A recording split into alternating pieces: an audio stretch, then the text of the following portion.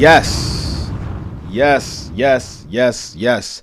Welcome back, family, to the Born of Levi experience here on G.O.C.C Media. How are we all doing in the room this evening? I need to hear it. I need to see the qualms. I need to see everything. How's everybody doing? Welcome back to the Born of Levi experience here on G.O.C.C Media. I am your host, Deacon Hazak, and we are here for another Thursday edition of the Born of Levi experience. Let's make some noise. Let's make some noise. All right. Oh, y'all already beat me to the qualms. All right, so if I'm coming in nice and clear, please drop a qualm in the chat. I need to know if I'm coming in nice and clear. I got a new system here, so my sound should be coming in nice and clear. But if it's not, please let me know so we could get started with tonight's show. Yeah, you see that rhyme? Y'all like how that rhyme, right? Yes, I'm so happy and so excited to be before you, brothers and sisters. I know I missed you all last week. Wasn't able to come on, but you know, we're back nonetheless. All praises be to the Most High. Okay, I see you, Terrence Brown. Shout out to you. He said he got a big qualm. I like that. Let's go. Y'all see the topic of discussion for tonight, brothers and sisters. There's no one to plead our cause. And you better get your house in order now. It's needed. Right? So we're going to talk about it tonight. I got some great information for you all tonight. I had to do some research, some investigative research for you all. And I think y'all going to like it. So y'all see the topic. We're going to go into it starting now.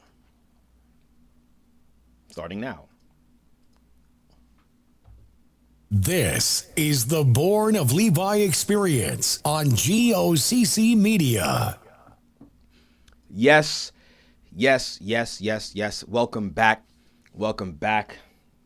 And welcome back. What's this? Okay.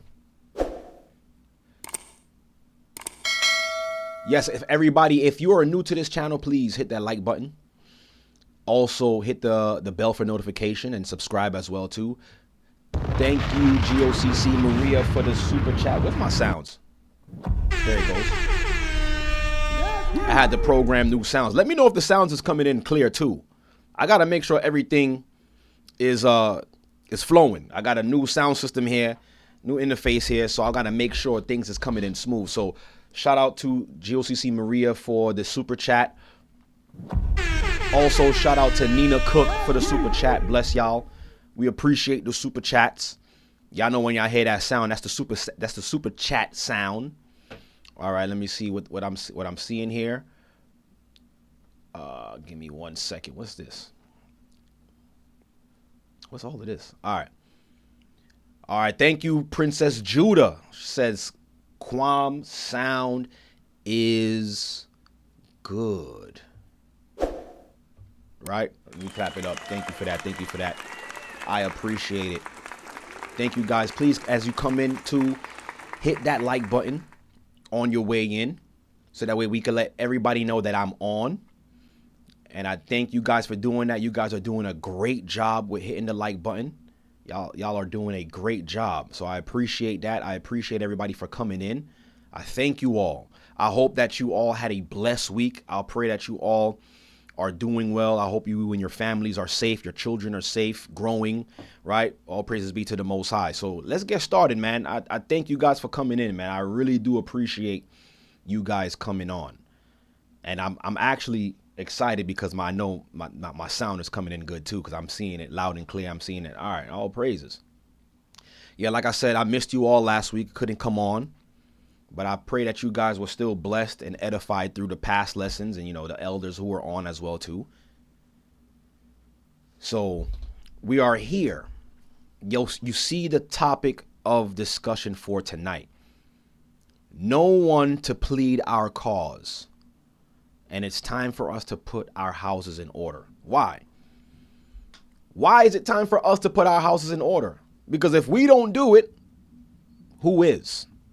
So we definitely going to need to put our houses in order. And this is what, I got to put this up too. We got to understand also, what we have to understand is that we all we got. We all we got. Christ told us clearly, he said what? A nation divided cannot stand.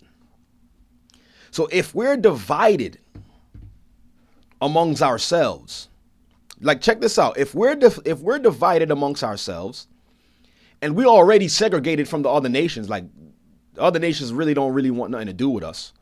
They ain't looking out for us. They looking out for themselves. So if we divided and we not looking out for each other, and the other nations banding together and they coming against us, we're definitely the lowest on the totem pole when it comes to survival. Because all the nations is banding together against us and we're banding against each other against us. Like, how are we going to make that make sense? So it's time for us to understand what time it is.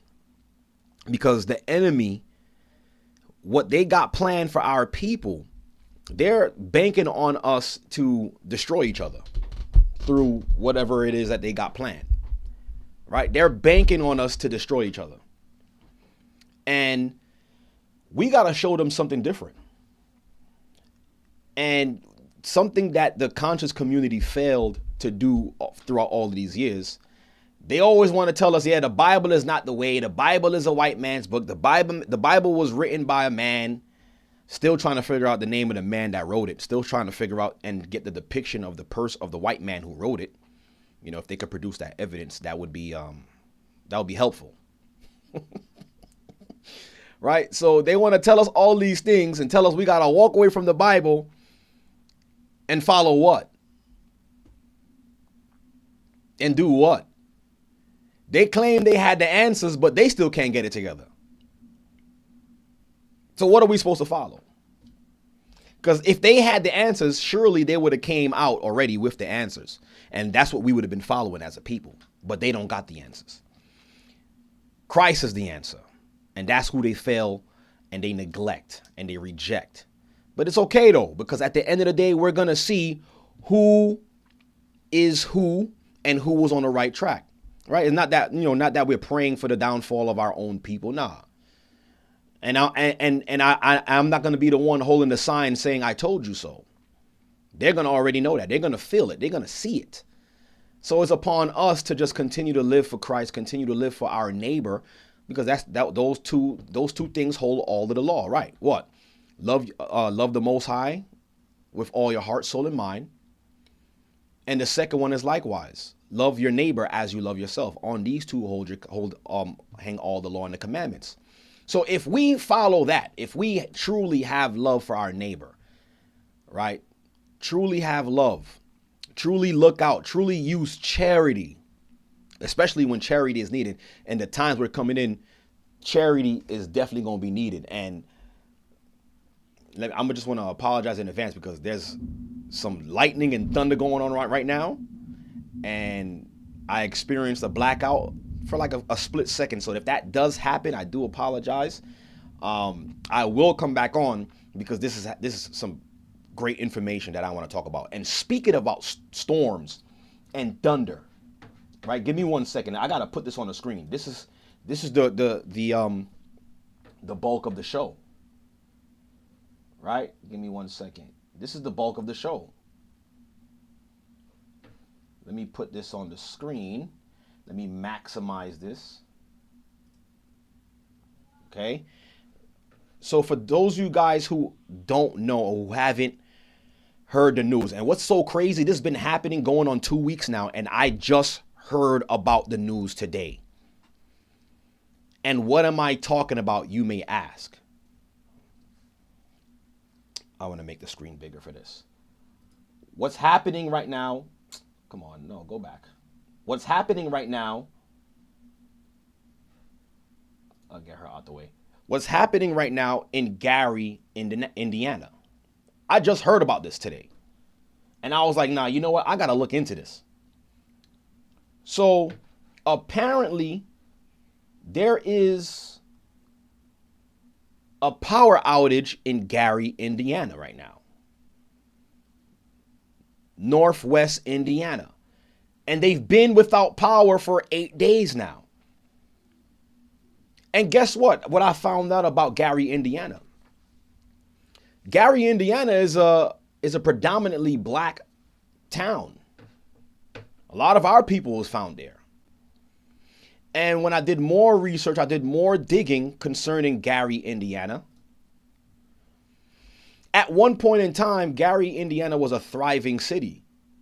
It gave birth to the what's called the American steel. Right? Steel, metal. Okay? STEEL. And for some reason, they stopped producing American steel in Gary, Indiana, and then it just plummeted, that whole economy. But it's still there nonetheless. But like I said, this happened last week, I believe, on the 11th, from what I've seen from the news sources. And they're going on 9 days with absolutely no power. Okay, I want you guys to think about that. Think about what you would do if you lost power in your home or in your neighborhood or in your town for 8-9 days now. How chaotic would your life be? And it's crazy because I don't want to spoil it, but the information that I found out made me go, this is really interesting. And I always tell you guys on this channel, if you want to find out the truth of anything, if you want to find out what's going on, what's happening behind closed doors, you gotta what? You gotta follow the money. Because it's always about money. It's always been about money, especially about here in America. You got to follow the money. And then when I started to follow the money, I was like, okay, it makes sense why they still don't have no power. But it's going to be very interesting because like I said, I put my investigative hat on and I'm like, I got to see what's going on because it make no sense that a whole town, a whole city is left without power after a storm. And I seen images of the storm that passed through Gary, Indiana.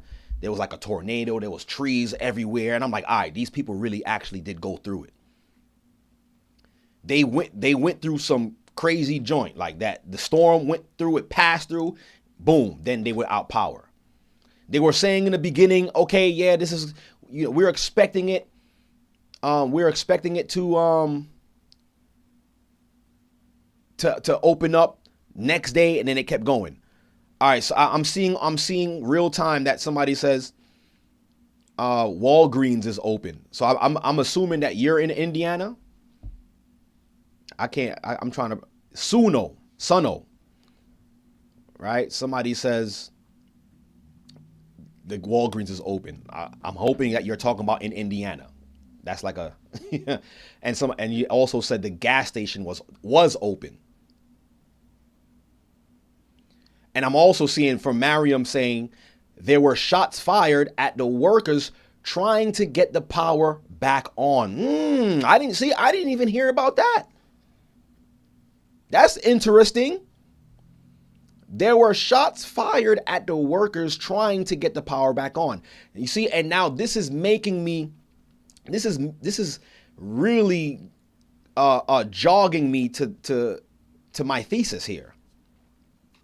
From what I'm speculating, because this is all speculation. I'm putting it out there. I'm not saying this is 100% true, but this is what I'm finding. These are my findings.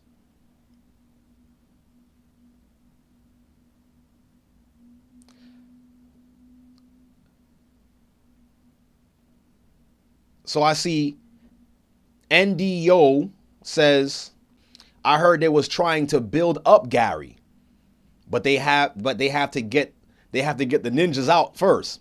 Interesting. That's also part of my thesis. See, y'all on it. And they can't blame us. They can't blame us for thinking the way we think. They created us to be like this. They did this to us. All right? They did this to us. But we're going to get to the bottom of it. But we also going to see, right? We also going to see and understand like, yo, it don't matter who they put in office, who is the face. It's always going to be the same agenda. Especially when it comes to our people. Right? Especially when it comes to our people. Right? It's like we always the ones to get the short end of the stick. It doesn't matter. Right? And it's unfortunate that we have to think like that. But how else are we supposed to think after years, decades, even centuries of going through the same thing? Right? How else are we supposed to think? Not saying that we can't change our perspective. Yeah, we could do that. But at the end of the day, there's always going to be a bullseye or a target on our backs. Like we were born into this. Give me 1 second. I want to pull something up for you guys.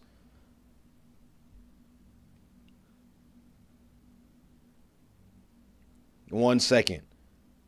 Continue to hit that like button on your way in, guys, man. Drive the traffic. Like I said, you guys are doing a great job with hitting that like button. I'm still about 50 something likes or close to 80 something likes down. Please, everybody could just hit that like button.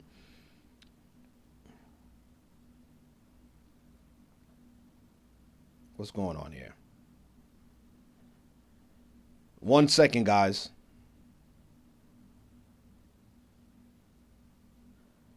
One second.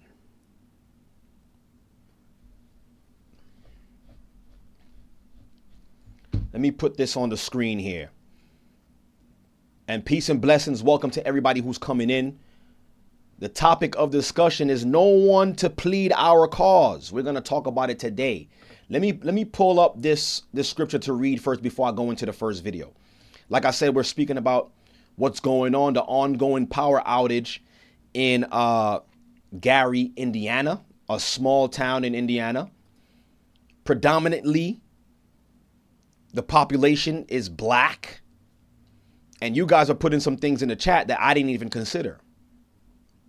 Okay, hold on. Mariam says, I'm in Hammond, Indiana. And that name is part of my thesis as well, too. Hammond, Indiana, right next door to Gary. So they said that if they wanted to shoot at us, they would have to wait 30 days. I'm trying to figure out what you're trying to say. What do you mean if they wanted to shoot at us? What that mean? They got to wait 30 days to shoot at us. What are you talking about? Elaborate. Okay? Because this is some, like, at first it just seems like, and what's so funny is you're not hearing this on any major news circulations. All of the news that I found out concerning the power outage in Gary, Indiana, guys, is local news. Like, who's looking up what's going on in Indiana? I'm not. And it's not, like I said, it's not until I was scrolling through Instagram, and this is why I say they got to do away with all these platforms like Instagram, YouTube, because now we're becoming real-time journalists. Like we're becoming the new journalists. We're becoming the new news source of information. If it wasn't for the people streaming and recording what's happening to them real time in Indiana, that this news wouldn't have gotten out. I would have never even seen it. I would have never even thought to even look into it. See what I'm saying? It's just it's actually like yo. I hope that these situations like this wake our people up to understand. Like, yo, we all we got. We got to band together against whatever this is. We got to have a voice in government. Not that that's gonna, you know what I mean? I mean, it'll help locally. You understand what I'm saying?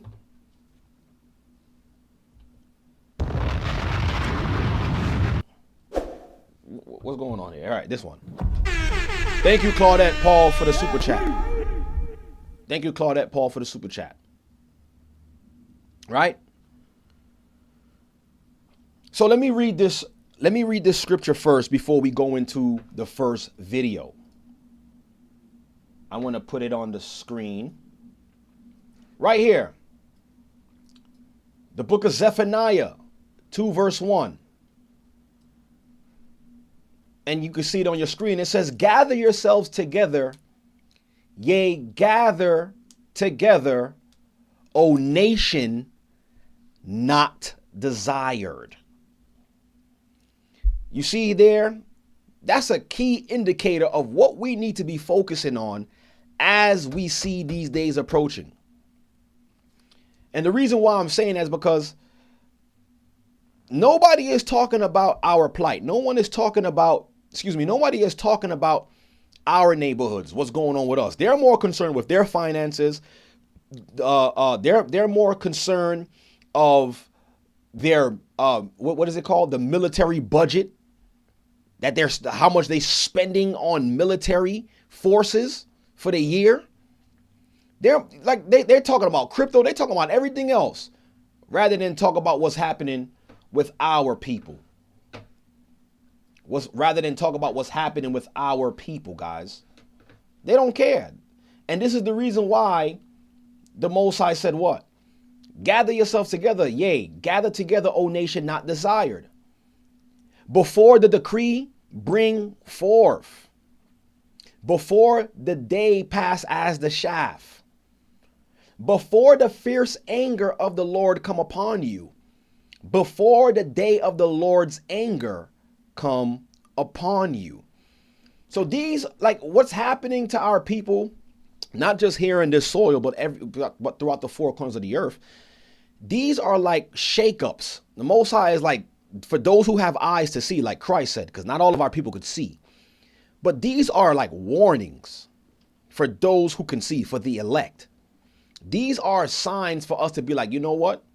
Let me get my household in order. Let me make sure I got things in place. So just in case if this happens over here, I'm saved. Okay? I'm in safety. So we got to take heed to when the Most High says we need to gather ourselves together. And those who are on the outside, okay, that's trying to sow discord and try to tear down from the outside, let them. Let them. Because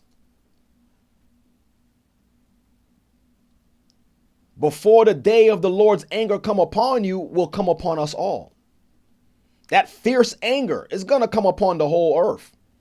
We just want to make sure that we're on the right side of the Most High's pacification when he's pacified.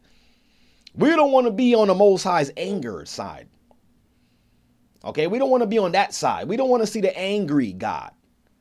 Right? We want to make sure that us and our children and our loved ones is out of harm's way. But what's unfortunate about that is that a lot of people is not going to take heed to the signs. Okay? They're not going to take heed to the signs. Matter of fact, let me take y'all to what prompted me to do this broadcast. And like I said, I'm going to take you guys down the rabbit hole of what I believe is actually happening to why they still don't have no power. And some of you guys hit it already. Some of you guys were saying some good stuff there. Okay? But let me play the video. Where is it? Where's Instagram? Okay, right here. Let me play the video that prompted this broadcast. And like I said, have it not been for Instagram, I would have not known this was happening in Indiana right now. I would have never even considered it. Okay? But thank you to the homegrown reporters that became reporters due to circumstance, I have this information. Is there even sound? I can't even hear no sound here. I want to make sure you guys have sound too. Were you guys able to hear it? Are you guys able to hear that on your side? Just put a qualm if you can hear the audio before I put the video on the screen, because I can't even hear it myself.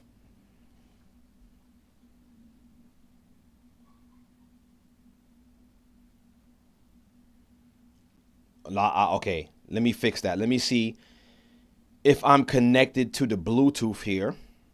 Yes, it is. And let me see what I can do.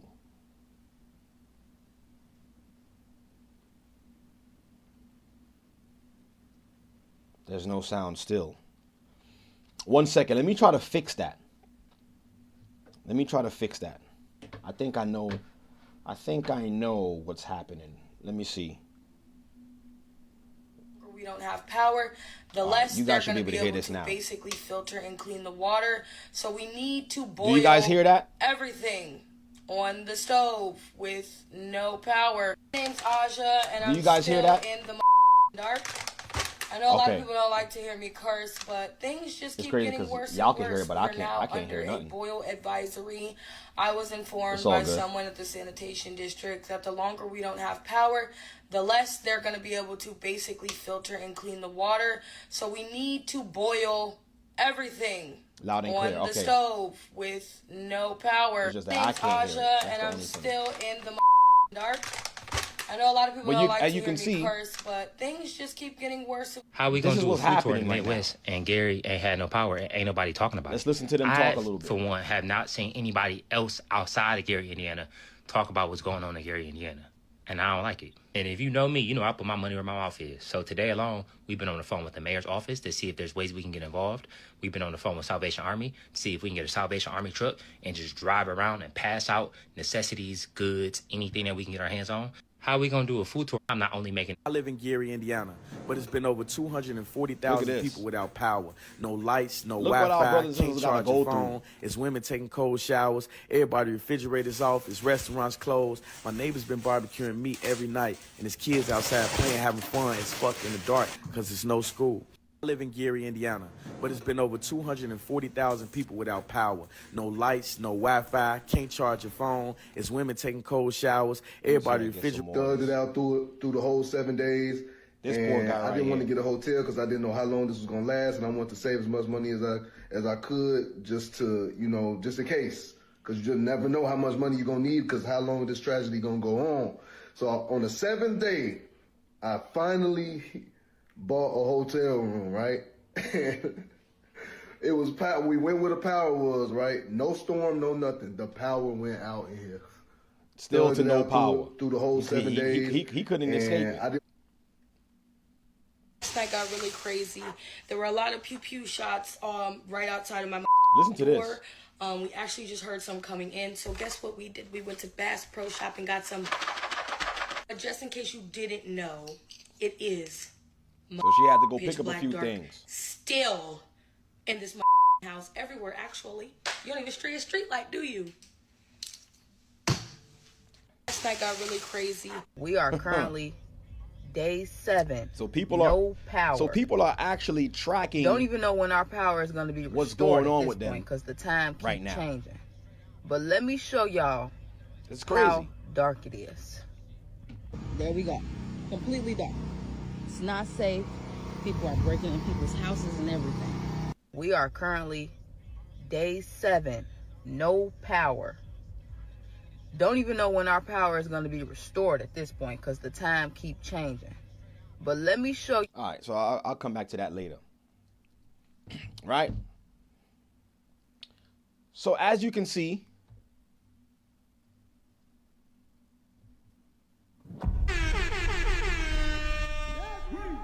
thank you, Yvonne, for the super chat. All praises. The water for that. So we see our people is documenting what's happening to them right now in Gary, Indiana.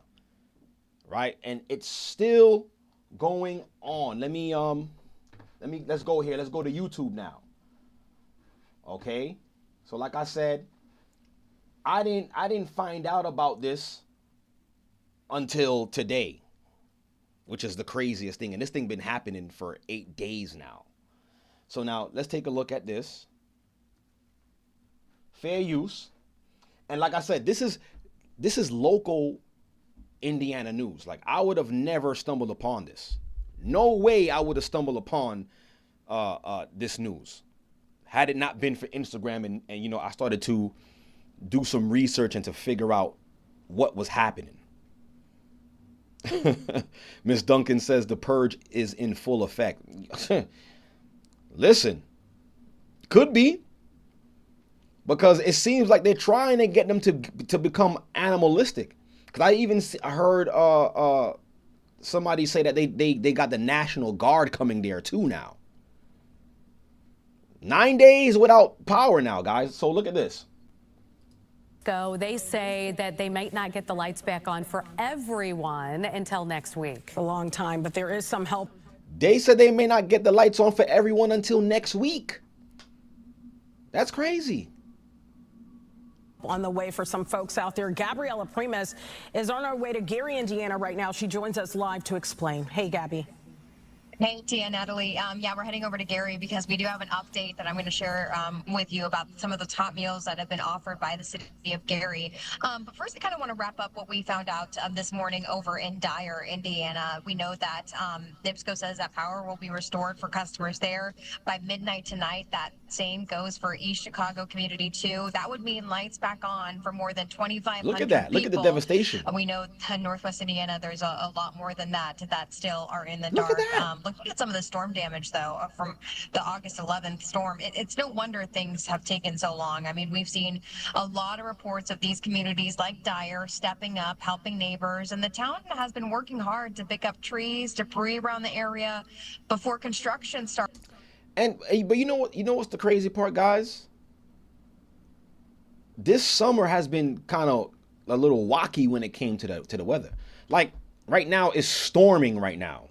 I'm looking out my window, it's gray skies. I mean, this is the most rain I've ever experienced in a summer season. I don't know about for you guys.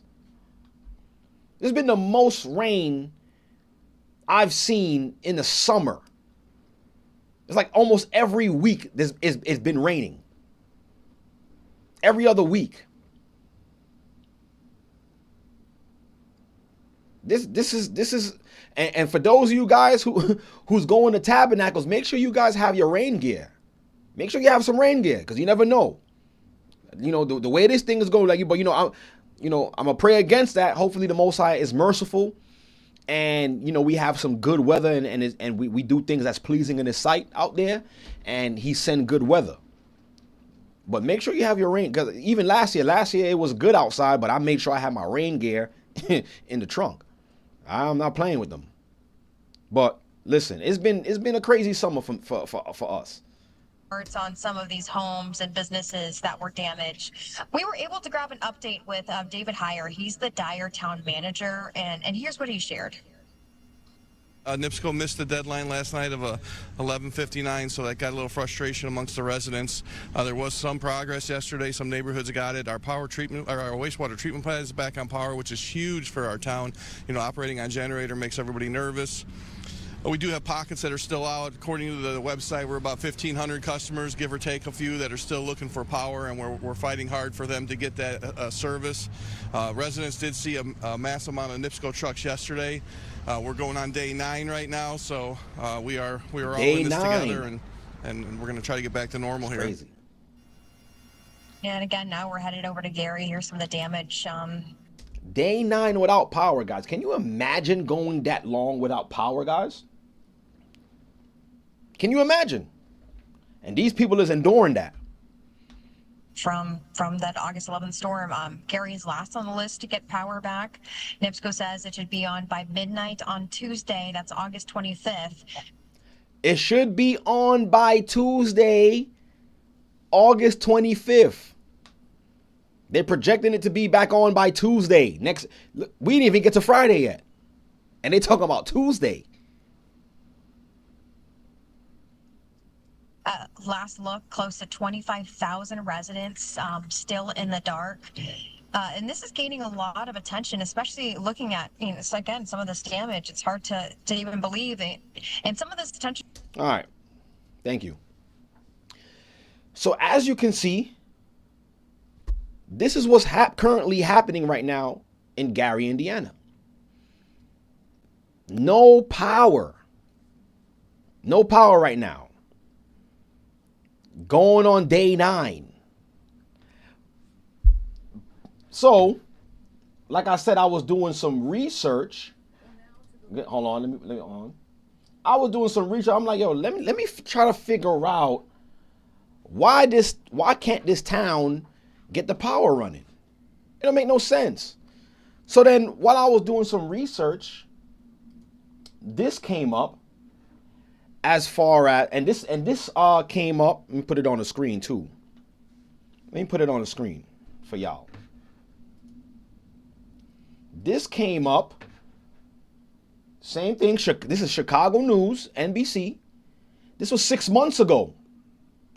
And y'all see the title, Gary Mayor to meet with Indiana lawmakers about what? The Bears stadium push? This was the focus 6 months ago. All right, hold on. So I was like, let me take a look. Let me see if something has something to do with something. Yeah, I don't know. I just be trying to, like I said, I be trying to follow the money. So let's take a look at this. Well, now to the latest about which state will be home to the new Chicago Bears stadium. The mayor of Gary, Indiana is making an even stronger push to score a touchdown and bring the Chicago Bears over the border. He spoke with NBC5's Rose Schmidt about how he'll be pitching his city in person. Rose. He sure will, Marion. He's Gary advocating Mayor for Eddie the Melton mayor. tells me he's going to Indianapolis next week to meet with lawmakers and try to convince them to pass the bill that would lay the framework for a new stadium. He is a former state senator.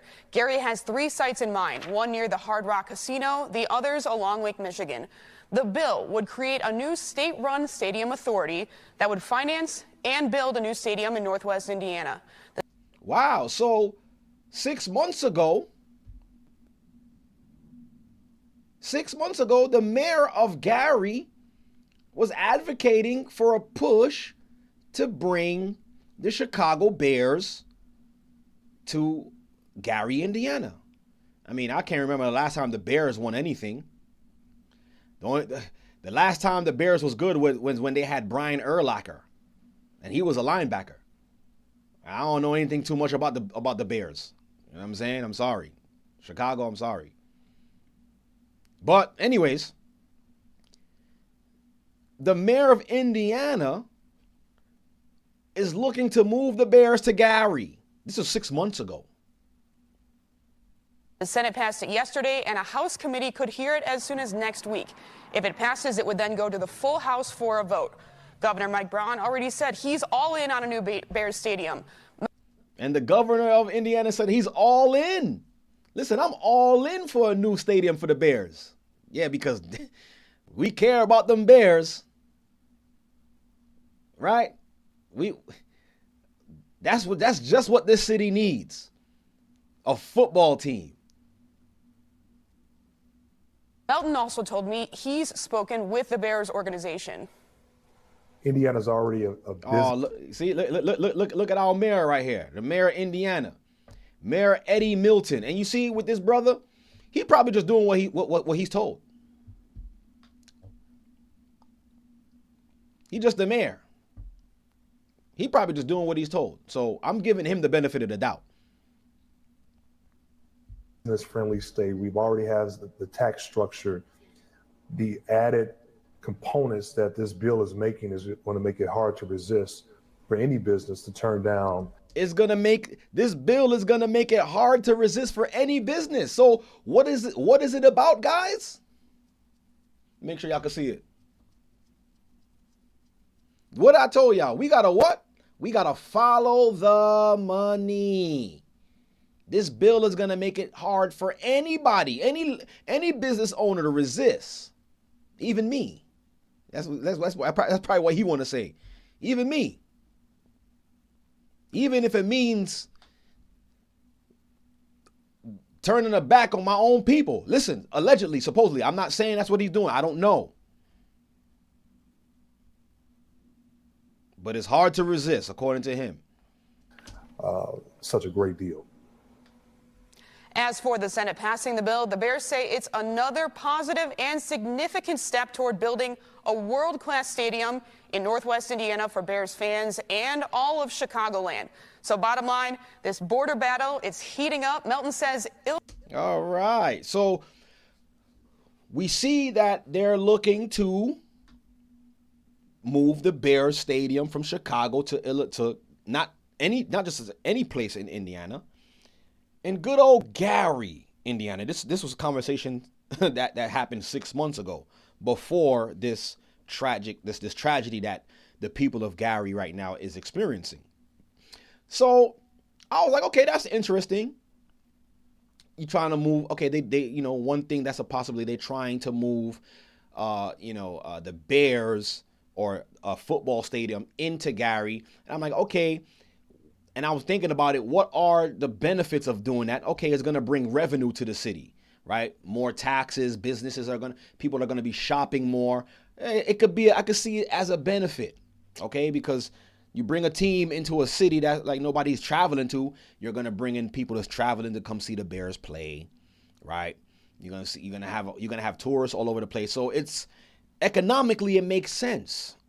So okay, so that was that part, all right. And I'm not saying that, this stadium coming there has something to do with what they're going through right now. But then I did more digging. Mahalalel says, Colts who? Yeah, exactly. Don't Indianapolis. What happened to the Indianapolis Colts? Where's their stadium? Yeah, what about, Indiana already has a stadium, which is the Colts. But okay, all right. So I kept doing more digging, and guys, this is where it gets interesting. So I took the liberty to ask this: plans for the new Bears stadium, right? So it says here the Chicago Bears have named where? Sister, you said you was there. You from there? I seen your name there. Yeah, Mariam.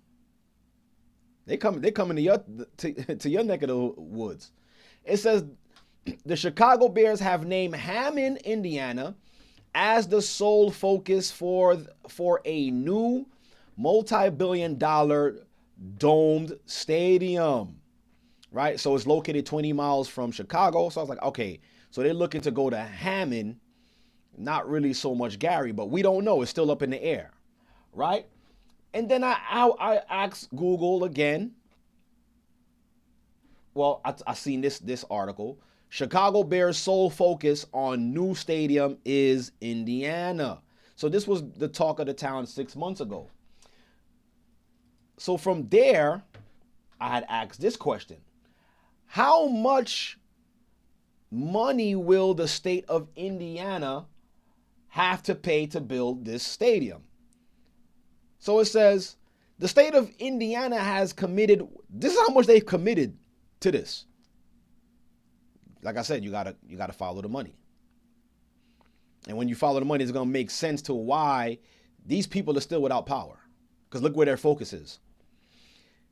AI Overview told me that the state of Indiana has committed up to $1 billion in what? Public funding to help build a new dome stadium for the Chicago Bears in Hammond, Indiana. Public funding. And I'm going to show y'all something what that actually means. Public funding is for the public. The people of the public. The people who pay taxes to make sure that their city is upkept. Look, it's gonna get stranger than this. This is just the tip of the iceberg. Look at this. Governor Mike Braun signed Senate Bill 27. Get out of the way. Senate Bill 27, establishing a legislative framework to lower the franchise across state line. Look, the total cost of the world-class stadium and surrounding mixed-use development is what? Estimated at what? $5 billion. My thing was, did they have a town hall meeting to speak about this future plan to build up the city of Indiana? They're going to use $5 billion in public funds. And the governor has already established a legislative framework to take $5 billion from the city of Indiana to pay for this mixed use development. So like I was saying, it could be a good thing because why? This is gonna bring revenue to the city. You build up new businesses, you got a stadium, people are gonna be traveling, so it's gonna bring money because due to taxes. But the casualty of war would be the people, because why? That money is supposed to be to help build up their community. But this $5 billion is gonna go to the plans of making the stadium and other mixed-use development. So, and mind you guys, this was in the works before this hurricane or this storm passed by, and now they're without power. Indiana State's contribution, see, up to $1 billion. The state will issue bonds through the newly created Northwest Indiana Stadium Authority to fund stadium area infrastructure. So we see that, right? The Bears also will put up their own money as well too. So, okay. But this money is predominantly coming from the state of Indiana. This is the reason why he's saying like, yo, we're making this bill, so, it's going to be hard to resist. So if I know the Bears is like, yo, $5 billion, we might as well pull this trigger because they only putting up $1 billion. So this is what's attracting the Bears. What I said you got to do? Follow the money. So that was that. So I was like, okay, that's interesting. They have this plan in the works to bring this stadium to Indiana. And then I did more digging, and I was like, yo, who's responsible for the power in Indiana? What's the name of the company? So I did more digging. So here is the name of the power company. This is where it gets crazy, guys. NIPSCO. So listen to this. This article came out in April, and this is on NIPSCO's, on the power company's website. This is their own website, and they published this April 16th, 2026. Look, it says NiSource announces strategic energy infrastructure agreement to enhance customer value and economic growth in Indiana. So now it's about what? Trying to build up the infrastructure in Indiana. I get it. Makes sense, because they're painting it as, the people is going to benefit, right? Let's continue. Hold on. I don't need that. So now, where are we? I can't even see it myself. Give me 1 second. All right. So, let me make this screen bigger so we all can read it. See? So now, they're saying that by building this new energy infrastructure for economic growth, right? New cost savings expand to approximately $1.25 billion for existing customers. So customers are going to save more with this new, energy grid, right? Investment fuels economic growth, see? Creating jobs, expanding the tax base, and building a skilled workforce to support long-term innovation. So they're trying to build up the economy, like somebody pointed out in the chat. You know, it makes sense. It looks good. Okay? So look at this.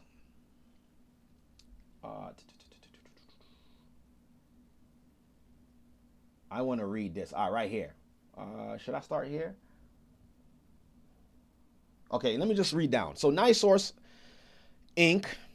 announced today listen to this, a long-term energy agreement with a subsidiary of Alphabet Inc. Also, I believe Google. That will support, listen to this, that will support the development and operation of a large-scale data center. Why is it not highlighting? A data center. They're trying to build up data centers in Gary, Indiana, through the power company, NIPSCO, right? In northern Indiana, while providing what? Meaningful benefits to existing customers and local communities. Sounds great, right? This marks the second major agreement to leverage NiSource's innovation solution, NIPSCO Generation LLC, which is designed to deliver value to existing system customers while attracting significant economic development to Indiana. So focusing on bringing more money to Indiana, bringing more money to Gary, Indiana, right? So they're painting as if they're looking out for the customers. Let's continue reading. It says our strategy is centered on, look, this is the power company that's working right now to bring back power to nearly 62,000 people that live in Gary. This is their statement. Our strategy is centered on protecting our customers from cost increases associated with these projects while supporting responsible growth in Indiana, said NiSource. See the president and CDO Lloyd Yates. Our broadening collaboration with our technology partners reflects our dedication to delivering reliable energy sources without compromising customer value. Without compromising customer value. Okay? So it says what? Under the contract, service for Alphabet is to expect what is expected to begin summer of 2026. So we're actually in the summer of 2026, right? This article came out in April. So this was the plan to start building this energy infrastructure in Indiana. They already put it out there. And I don't know if they're using the storm, okay, to say this is why the power went out, but I have my own theories. So they're in contract to begin, okay, the servicing of these data plants that they're trying to build up summer of 2026, as we can see here. Not to mention that the city of Indiana and Gary and Hammond, they're spending what, $5 billion already to bring the bears here. So they're spending $5 billion to bring the bears, and they're also building up this energy infrastructure that's going to bring in more jobs, is going to put data centers and all of that. But we got to figure out where is the money that NIPSCO is going to get to fund this operation? This is what we're interested in. This is what we're interested in to find out. Okay? It says capacity and energy will be supplied utilizing a what? Genco owned pooled portfolio, what, of electric generation assets for large load customers and securing market capacity purchases. These assets, listen to this, will upgrade NIPSCO's electric transmission system, improving grid reliability and resilience for customers and the state of Indiana. Okay, so there's a pool of money that they're going to be able to tap into, basically what they're saying, to fund this project. Look, expanded agreement. They even got an expanded agreement with who? Amazon data centers, data services. They even bringing Amazon into the mix. So there's some big money riding behind these data centers being built. And if your mind is thinking like how my mind is thinking, you can see what they're using, what this energy company is using the money for, rather than helping the people. I mean, supposedly, allegedly. Look, NiSource also announced today an expanded agreement with what? Amazon Data Services. Under the updated agreement, NiSource is accelerating the energization of Amazon sites and associated credits for residential customers. Residents will see the benefits of cost savings of the site activation sooner, okay? Enabling them to take advantage of improved energy services and bill credits as part of NiSource's commitment to delivering value through the GenCo model. So now, let me read this. So GenCo model enhances customer value. So basically this is what they're saying people they're gonna save about in total for all of the customers 1.25 billion in total savings for all the customers, right? Which is approximately $90 to $115 annually on residential customers, right? But this is the real thing right here. I need you guys to pay attention to this. If you didn't pay attention to anything I just read, pay attention to this. Now they're going to tell you how they're going to fund this project.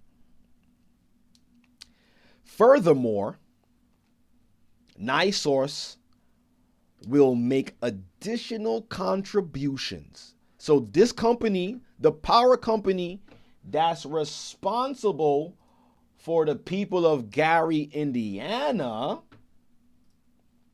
okay, this power company, it says furthermore, NiSource will make additional contributions to support local communities hosting generation and data center development through what? A customer fund aggregating to 17 million as a result of the announcement GenCo agreements. So NiSource is voluntarily saying we're also going to contribute. Basically, it's saying on behalf of the customers who's going to benefit from the data centers, from a customer fund, $17 million. So then I said, okay, what in the world is a customer fund? If you didn't know. Here it is. Hold on, I'm going to tell you right now. This thing is just in my, all right. So it says here, this is the agreement. I had to Google it. So in April 2026, NiSource announced a long-term energy agreement between its subsidiary NIPSCO Generation LLC and all that yada, right? It says to power a large-scale data center, in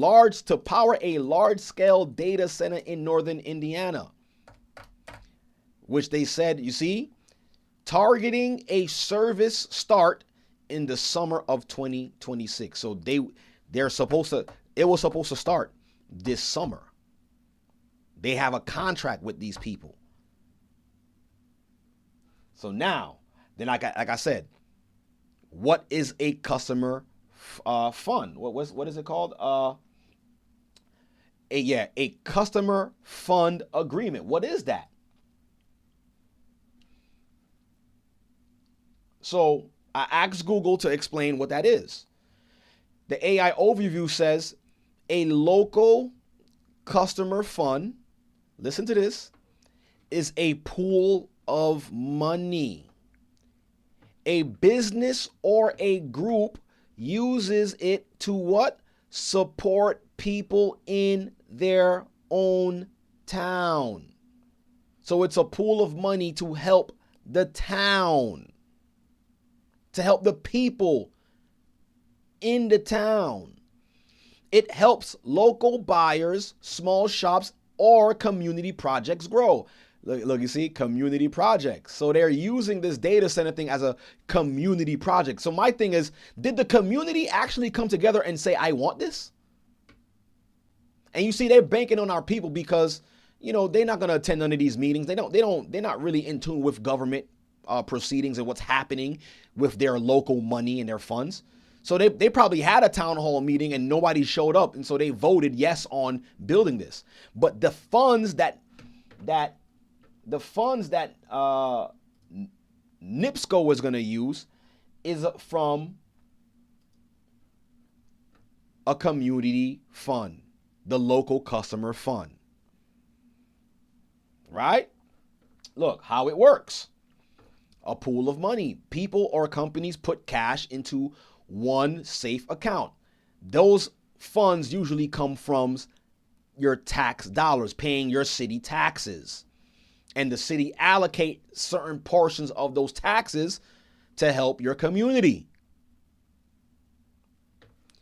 Help buyers. It gives discount or credits to local shoppers. Help stores.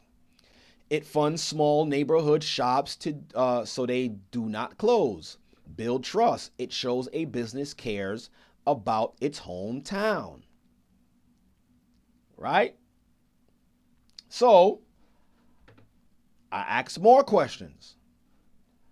Who holds the local customer funds for Gary, Indiana? Who holds those funds? Here it goes. The AI overview told me local municipal or utility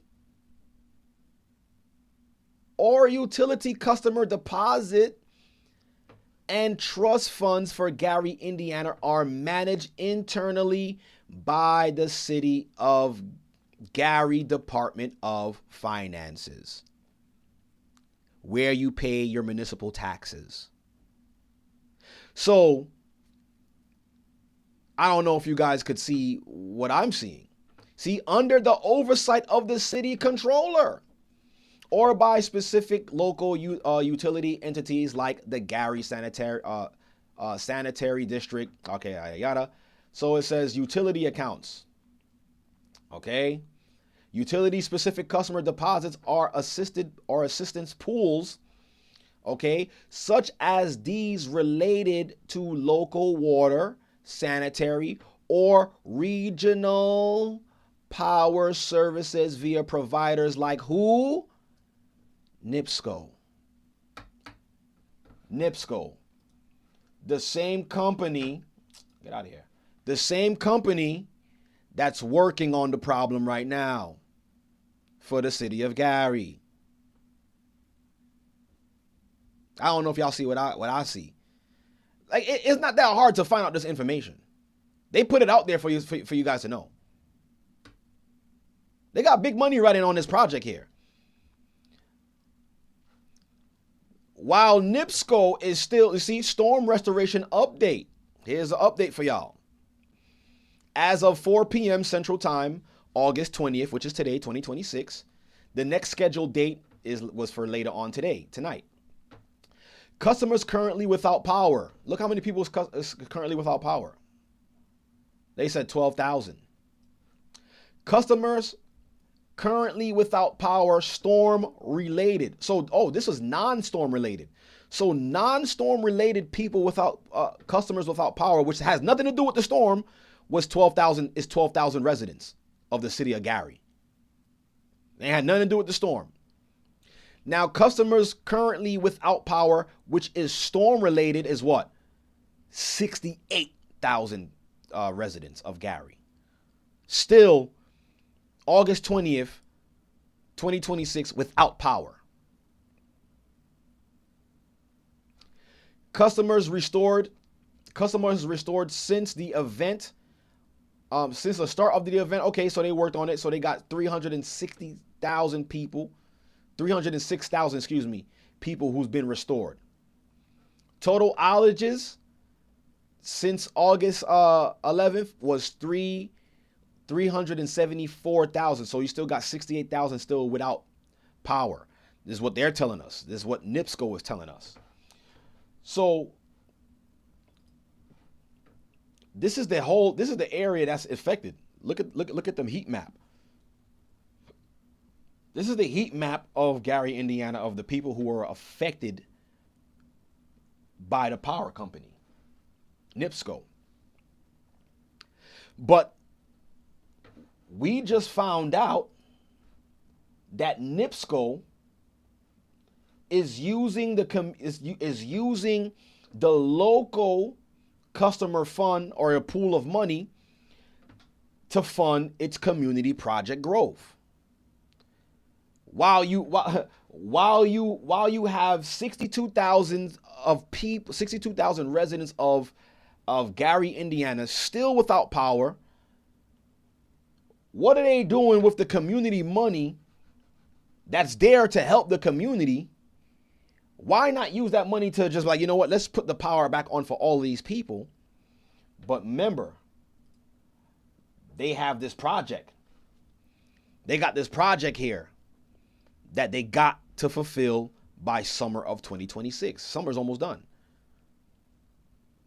A lot of the money, could it be that a lot of the money was siphoned into these big corporations to get their infrastructure running at the expense of the people of Gary?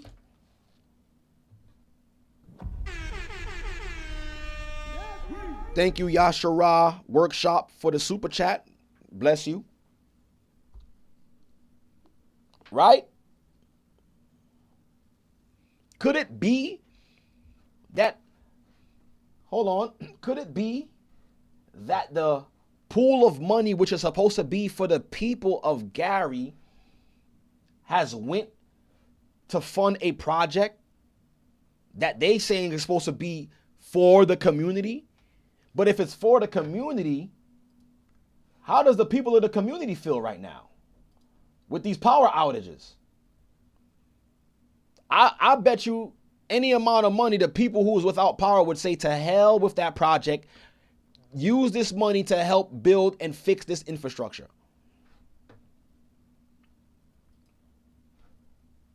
Okay? NIPSCO. They funding a project. This is the areas affected. Here's the fall guy. Here's the fall guy. The mayor of Gary, Indiana. He looked like he got some ties. You know what I mean? Like I said, he's just doing what he's told. He's just doing what he's told. Okay? He is doing what he is told. It seems like he gotta just turn a blind eye to what's happening to his people. Because he said it himself. Hold on, let me play it back to what he said. What he said? Where was that part of the video where he was talking? Let me find that video. What he said? Yeah, right here. You see where his focus at? Oh, let me play it. I didn't get it to where he was talking.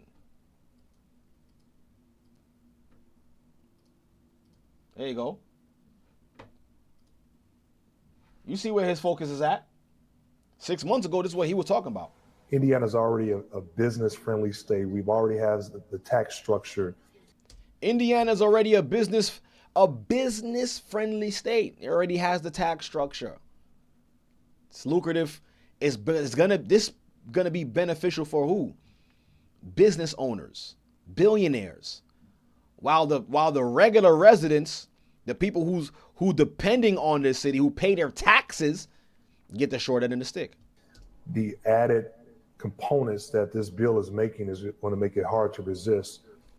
The components that they added to this bill is going to make it hard for them to resist. Because why? It's about money. Who don't want money? And matter of fact, yeah, the local community fund that's supposed to help the people of Gary, yeah, we're going to use that to build up more financial wealth for billionaires, for billion-dollar companies like Apple and Alphabet Inc. and Amazon. You know, we're gonna build up their data centers here, you know, and you know, hopefully in the long run we make money off of it through the taxes. But as of right now, the people of Gary need power. But they got to bring forth their football team and they gotta build up these data centers. For any business to turn down such a great deal. It's going to be hard for any business to turn down such a great deal. And you see, the thing is, I wonder how many of the residents in Gary, Indiana know this is happening, know the behind the scenes. Because you don't care until it's too late. Your power is out already. And they already made deals on the back end to use the money that's supposed to help your community to bring more finances and financial wealth for the wealthy already. While y'all suffering. While the community of Gary, Indiana is suffering. When that money should be used to build to put back that power on. And mind you, they have a deadline. Hold on, let me put that thing on there. Mind you, NIPSCO has a deadline. They showed it here. They have a deadline. See? April 2026, NiSource announced a long-term energy agreement between its subsidiary NIPSCO Generation LLC and subsidiary of Alphabet Inc. to power a large-scale data center in northern Indiana. So could it be that because they're so obligated to bring forth the power that these data centers need, because these data centers draw a massive amount of power to run, the people now become the casualties, because like we have to make sure that these data centers are running. Who's to say, yeah, you know what, let's when this storm passes, we'll cut the power off in these areas, because, you know, they could do without power for a while. So while we continue building this infrastructure and feeding these data centers, like this is the cash cow. I mean, you know, feel bad for these people, but we'll provide ice for their food. I've seen videos of them unloading ice for the off of trucks so people could keep their food cool without spoiling. This is what you got to offer the people. When all of our money is going into entertainment and attractions that we don't care nothing about. This is what happens all the time. So this is not like I don't believe this is like a freak accident. Like this just spontaneously just happened. These people have a deadline to reach. And how convenient, we're at the tail end of summer and they still ain't got their data centers up. But out of nowhere, there's no power in the same city that y'all bringing these data centers to that consume large amount of power. I mean, I don't know. It's convenient, right?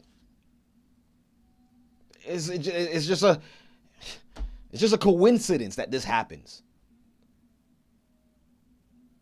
I gotta tell y'all gotta what? Y'all gotta follow the dang money. These people got a lot of money riding on this project that the people of Gary didn't. I could tell you right now, I could bet my last dollar that the citizens of Gary did not okay this project. They probably didn't even have a clue that this is happening in their city. They did not sign off to like, yeah, bring these data centers. And even if they did anybody ask, okay, so how is it going to affect the residents here? You bring in these data centers and you have a plan to bring another data center with Amazon. What power is going to be left for us? And it's like somebody was saying in the chat. They trying to get us up on out of there. Because I don't see how a city with tax-paying citizens don't have enough funds or manpower, or don't even have a stable infrastructure for their citizens that live there. That to me, it kind of seems deliberate. Like, what's taking it so long for the power to turn back on in Gary, Indiana? What's taking it so long? Y'all have a power company there that's dedicated to the power structure of Gary, Indiana. What's taking it so long? What's taking it so long? What's taking it so long? I'm gonna tell you what's taking it so long. I'm gonna tell you what's taking it so long. This is what's taking it so long. Let's not forget the agreement that they have to enhance, to enhance customer value and economic growth in Indiana. They got this. This is on the books for them. They building up these data centers, and they also trying to bring a football team there. Look how much money they siphoning from the people of Indiana. Because how they getting the money to get this baseball team, to get this football team? Public funds. Public funds translate to your tax dollars. That's what they do. And this is and seeing these videos and understanding what's happening, I'm like, yo, there's no way. How is it possible that that they're going this long without power? It doesn't make any sense. Your city's infrastructure can't be that old to where you don't have power for going on 9 days. And you're talking about we're projecting to bring the power back on by Tuesday next week. So from the 11th to the 25th, you couldn't get no power for these people, because you know where the power is going? To that data center that they building up over there. Sorry guys, we're gonna use the money that's supposed to be for situations like this, but we got obligations. We got a lot of money riding on this thing. Thank you, Brother Allen, for the super chat. See what I'm saying? It's not hard to figure it out. So, brothers and sisters, understand, none of these things are freak accidents, from what I'm starting to understand. If you dig hard enough, if you look long enough, you'll find some answers.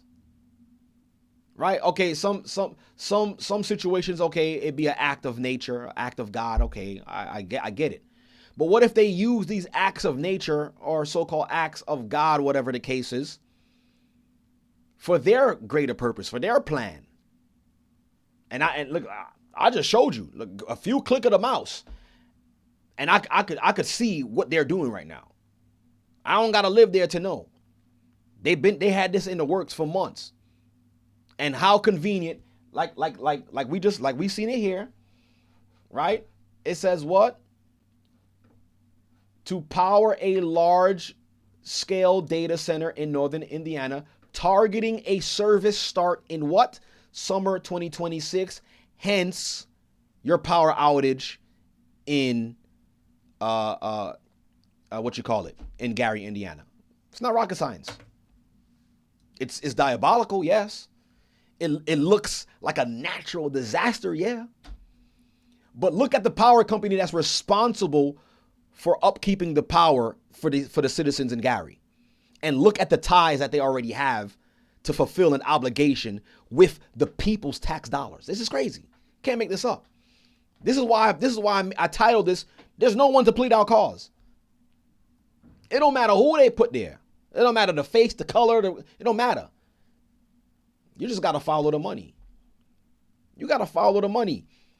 And it's to the point where I'm saying that, and we read about it all the time. When we go to the book of Revelations, why are the merchants of the sea and of the other countries, why are they mad? Why are they upset? And why are they in tears when they see the smoke of her burning? When you read it in Revelations, the 18th chapter, why are the merchants of the earth that wax rich because of her delicacies, why are they upset? Because they can no longer make money with this place, because it's about money. This place was always about money. It's not about the American dream. That was a lie that was sold to us, because the American dream is a big fat lie. Okay? The American dream is a big fat lie. You got to go and make your own dream.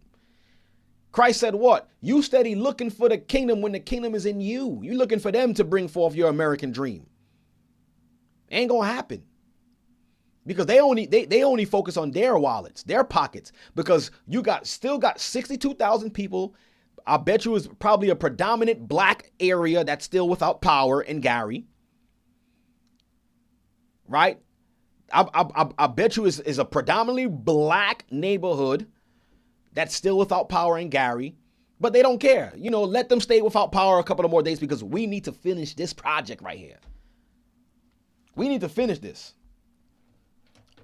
I don't know if y'all can see it, but I see it. They're not fooling me. Y'all was never gonna fool me. Okay, y'all not fooling me. Hold on, let me pull this up. Please continue to hit that like button on your way in, brothers and sisters. I appreciate everything you guys are doing. Once again, you see the topic of discussion. No one to plead our case. No one to plead our cause, man. No one. Look at our people right now in Gary, Indiana, suffering. Suffering. They should have some funds there to help the people there, but they had other plans with that money.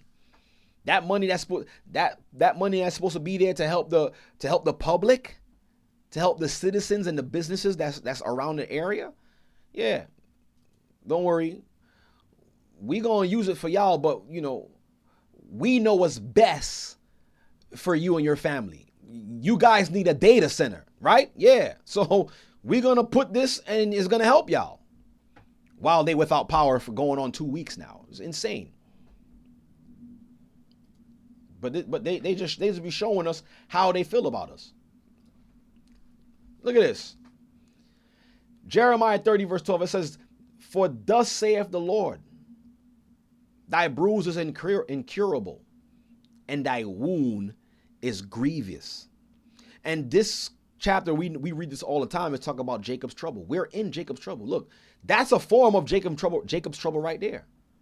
Whole community, a whole neighborhood of so-called African Americans still without power. Just because it's not happening to us doesn't mean it's not part of Jacob's trouble.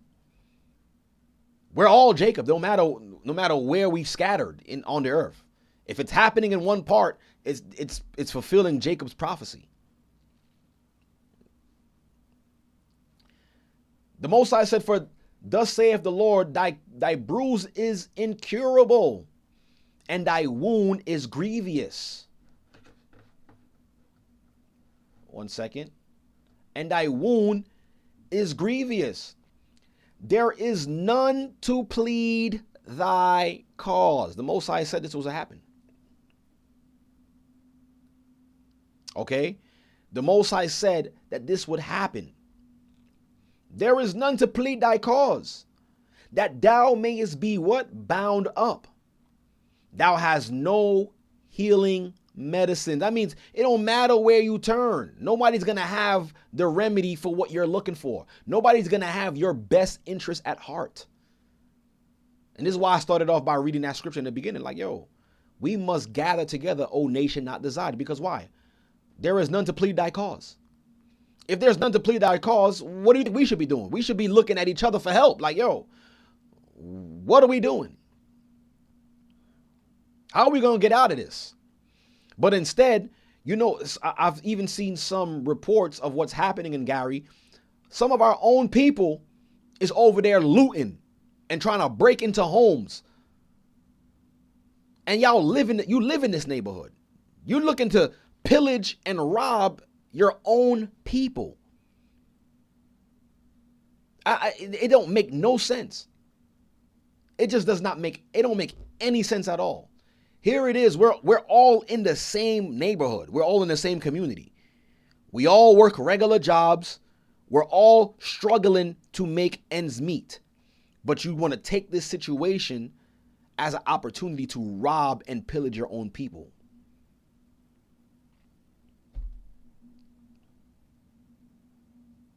But the Most High see it all anyway. So what the Most High said in the book, in 2nd Esdras 16, he said what? The more they deck their houses, the more I will be angry with them for their sin. So the Most High is seeing that. Here's an opportunity for us to band together and to show the world what we can do as a nation together. We taking that as an opportunity to go against each other and to dig ourselves deeper into a hole. There is none to plead thy cause, that thou mayest be bound up. Thou hast no healing medicine. All thy lovers have forgotten thee. You see, you heard the mayor. You heard what the mayor was saying. Like, listen, we put in a bill, we put in a deal so big, no business is going to be able to refuse what we about to put on this table. At the expense of who, though? At the expense of who? All thy lovers have forgotten thee. They seek thee not. For I have wounded thee with the wound of an enemy, with the chastisement of a cruel one, for the multitude of thine iniquity, because thy sins were increased. So understand that this is happening to our people because we went off. We did what was not good in the sight of the Most High. But like I said in the beginning of this broadcast, is that what? For us who have eyes to see, seeing what's going on with our people, the plight that they're facing and what they're enduring, these are warning signs for us to be like, yo, let me make sure I have things in order in my neighborhood, in my area, just in case they want to pull something like that over us too. Because it don't matter. Wherever our people is, they're going to look to do what, to give us the short end of the stick in these areas. Because what the statistics said, hold on, let me pull this back up. Right here. Look at this. Customers that were restored since the event was 306,000 customers was restored. But you still have 68,000 that still need electricity. And I bet you any amount of money that this 68,000 is represented by black and brown customers and residents of the city of Gary. I'm pretty sure of it. I'm pretty sure the other areas in Gary, middle class, Caucasian, other races, whatever case, they're probably sorted out already. But where we stay at, chaos, mayhem, still no power. And I showed you all of the videos that we seen with the people who was reporting this stuff was our people. I barely seen any white people reporting that they're still without power in Gary. So I bet you any amount of money, this is our people right here. Right? Still waiting for their power to get turned back on. But it's like the Most High said. What he said, all thy lovers have forgotten thee. We want to be integrated. We want to be just like them. They don't care about us. You may have some that do, but the overall machine could care less what's going on with Jacob. It's the sad truth. But are we going to sit down and cry over spilled milk? It's like being mad. It's like, oh, you know what it is? It's like playing a game and you're mad that the game has different levels in the game. It's your choice to play to play that level. You got easy, medium, or hard.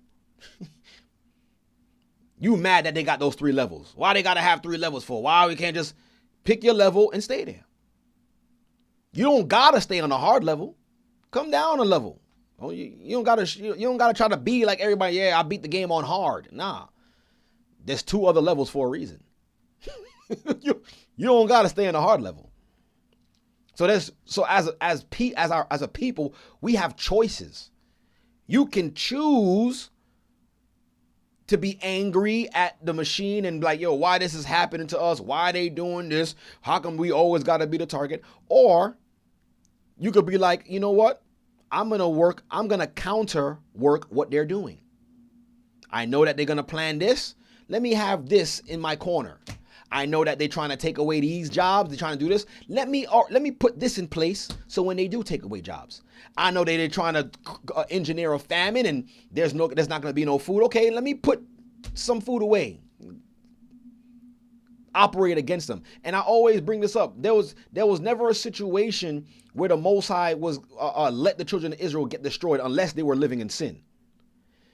But every time something was about to happen, the Most High would warn them. He would take an individual and warn that individual and tell everybody to do the same thing. And I always refer to Joseph. He could have let Egypt get destroyed, but the Most High used Joseph to prepare ahead of what was gonna come. You couldn't stop it. It's inevitable. You could not stop it. Matter of fact, let me read this. Let me read this.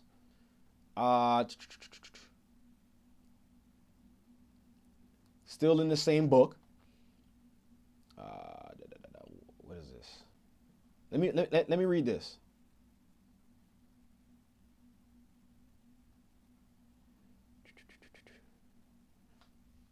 All right, right here.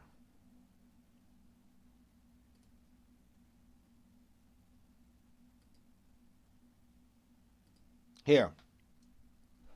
Look at this.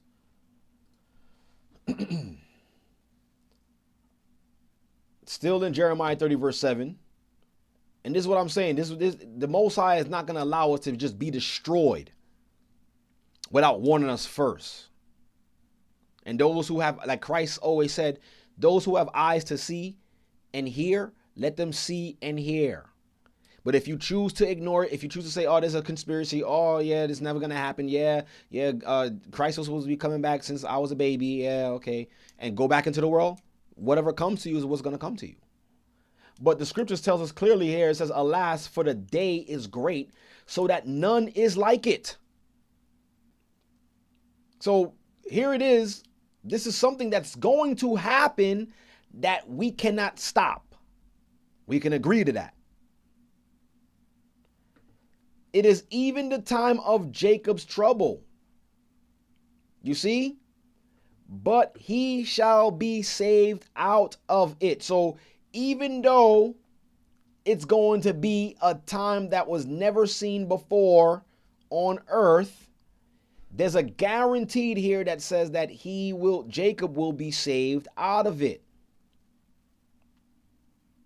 So it's like I was saying, are we going to sit down and be angry at the machine that's working against us, or we're going to counter the machine?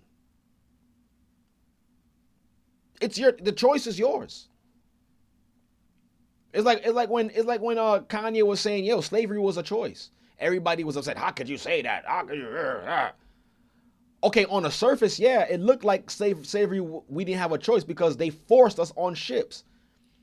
But wasn't there a choice given to us before we got into slave ships? Wasn't there a choice before that? Didn't the Most High say, choose life?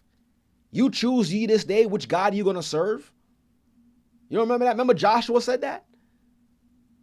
Are you going to choose? Are you going to serve the gods from the other side of the flood?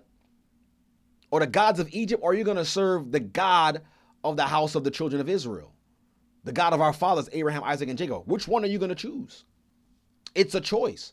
So a choice was given prior to us going and being forced into cargo slave ships. So in life, you're always going to have a choice. You can either choose to do good or choose to do evil. It's a choice. No one is forcing you to do evil. No one is forcing you to sin. And it's like we was talking about last week concerning reasoning. Everybody has a level of reasoning. But what was taken from us was godly reasoning. And speaking of the reasoning, we're gonna get back to the part 2 of the reasoning. We did the first lesson 2 weeks ago, and I'm more than likely gonna do this part 2 of it before we go to Tabernacles. Before we hit Tabernacles, we'll have that second lesson of reasoning. And if you didn't catch it, I encourage you all to go back and watch that particular broadcast concerning reasoning, right? So it's a choice. And here it is. The reason why we have insight of what the Most High is getting ready to do, because we made the right choice. We chose a side. We chose to, all right, the way I was living before, I can't continue living like this because it's destroying me. There gotta be another way. There gotta be an answer. We found an answer. Christ called us. We found out who we were. We found out that we were breaking laws that we weren't taught. And we repented. We turned from. And we made the choice. So now because we made the choice, now we are going to be out. We're going to be taken out of harm's way. And these situations that happen, no matter where on the earth, it could happen in your neighborhood. It could happen in another city. It could happen in another country. But as long as we can see what's happening to our people, the devastations that's happening to our people in these other countries, these islands, these other states, this should be warning signs for us to like, all right, let me make sure I have my house in order. Spiritually first, and also physically. Making sure we got backup generators, making sure we got food stock for a couple of months, just in case stuff like this happen. Having another means outside of what they're providing. And that's upon all of us. And the Most High is allowing us to see these warnings and to operate against it, to operate outside of it. Okay? So we all have a choice here. We all have a choice. You can make the right choice. But it's just unfortunate that a lot of our people are going to be what's the word? What word can I use here? Not I don't want to say test dummies, but guinea pigs, basically. It's like the Most High is using the wicked of our people sometimes as, look, be careful. Be prepared.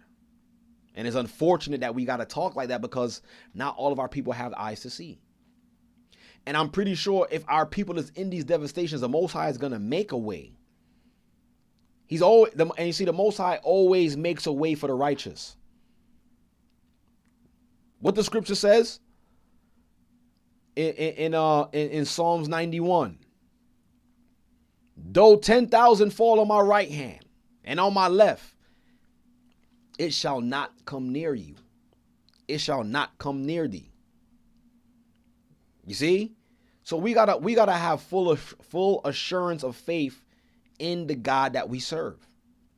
It's gonna be impossible to make it for what's coming, okay, without the fear of the Most High.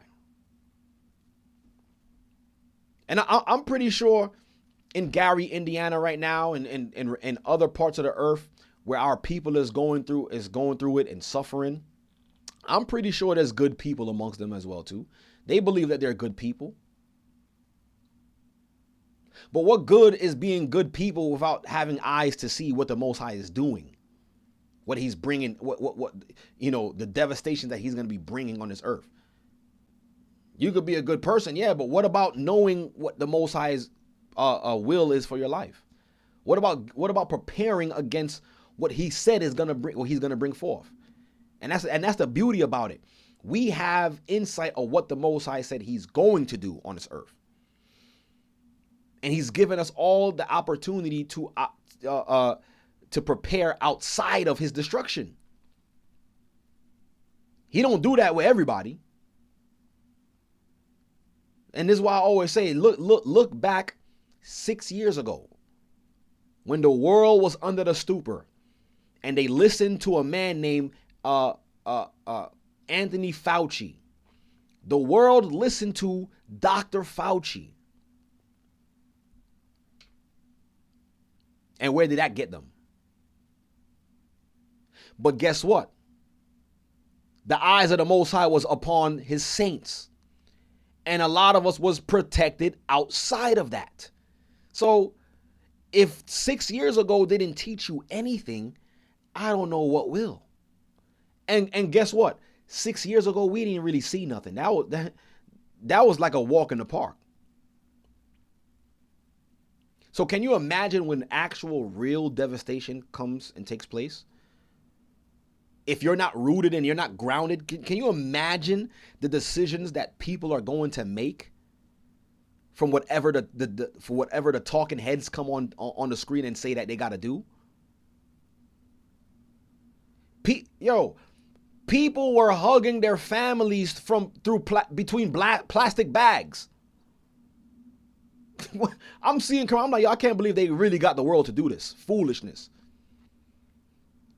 You see kids going to see their grandparents and they gotta hug them through plastic bags.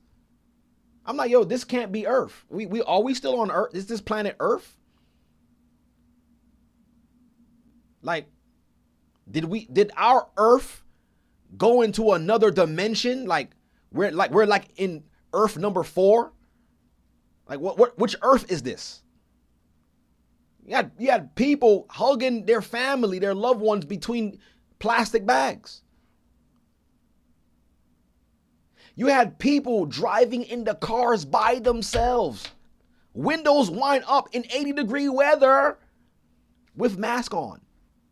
You protecting yourself from you?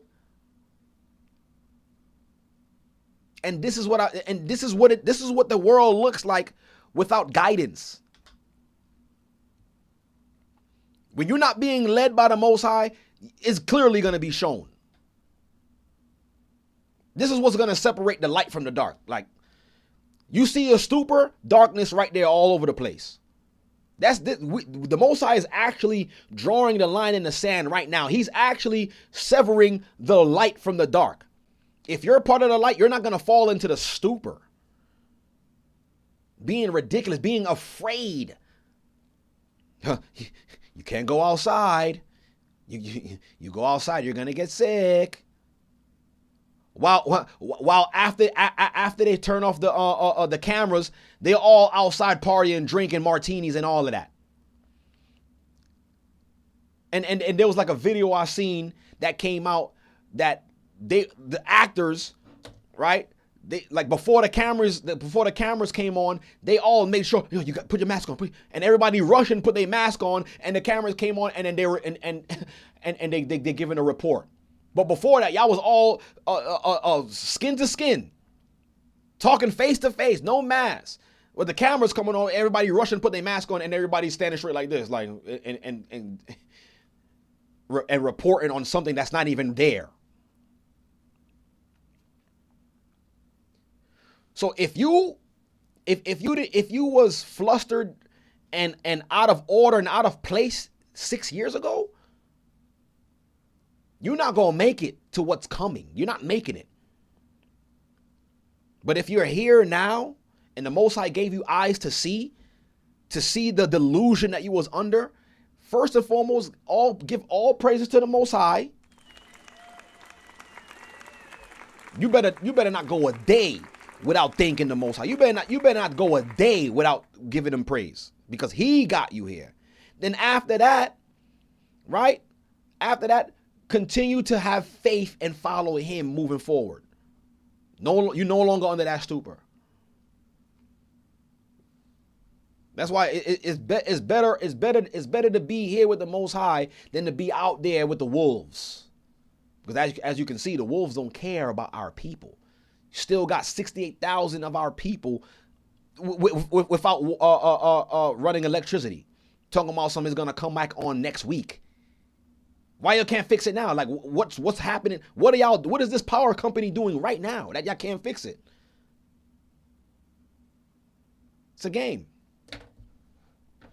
It's a game. They're not playing fair with us. So why should we play fair with them? They're not playing fair. Why should we let them rule us through fear? We don't. And see, like we spoke about last week, fear can be controlled by reasoning. If you reason right, you can control your fear. You're not going to be caught up making crazy decisions. Look, to wrap it up, look. Eventually, this is what the Most High going to do anyways. Eventually. Joel 3:1. Look at this.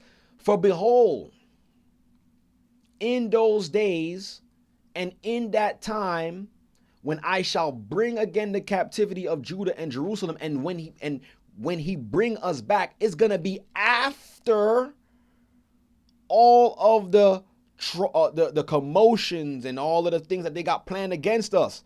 After that takes place, after the tribulation of those times, according to Christ. Christ said, he who endure unto the end, the same shall be saved. So that means we're going to have to go through the destruction and devastation. We're going to have to go through it. But guess what? The Most High said, Jacob shall be saved out of it. That's a guarantee. So with that in mind, that should help control the fear that you may have already. Because I'm leaning on the guarantee that's in the word. I'm not budging from what a man is saying. What he said, I will also gather all nations and bring them down into the valley of Jehoshaphat. Why? There's a reason why the Most High got to bring these nations down there. Because they had the information and the truth about who we are. Not one of them pleaded our cause. Not one of them said to themselves, like, you know what? We kind of a little too hard on these people, man. We should let them know who their God is. We should at least tell them who they are, at least. Nah, they're like, nah, we got to get this money. Because it's all about what? The money. I will bring them down to the valley of Jehoshaphat and will plead with them there for my people and for my heritage Israel, whom they have scattered among the nations. So the Most High has a problem with these people. And it clearly says that he will plead. Let me come down here. It clearly said that he will plead with them there. And ain't no pleading. Ain't no pleading like, oh, please, I'm sorry, please, give my people some rest. Nah, look at this right here. Let me pull this up. Why is it not coming up? Why is it not coming up? Here it goes. Look.